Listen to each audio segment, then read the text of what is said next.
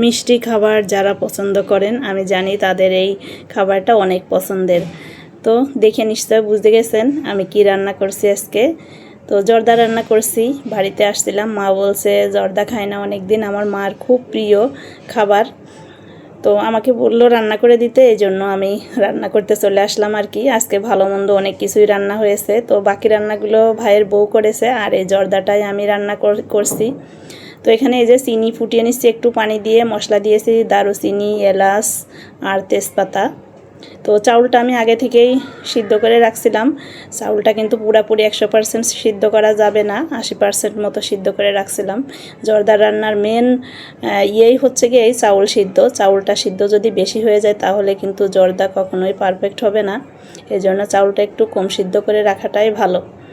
তো এই যে চিনি শিরার মধ্যে আমি চাউলগুলো দিয়ে ভালো করে নেড়ে নিচ্ছি। তো ভয় পাওয়ার কিছু নেই, চিনি শিরা থেকে কিন্তু যে পানি বের হয় পানিটা পরে সোপ করে নেবে। তো এখানে যে আমি কিছু বাদাম দিয়ে দিলাম, হাতের কাছে চীনা বাদাম ছিল, সেই চীনা বাদামটাই দিয়ে দিয়েছি।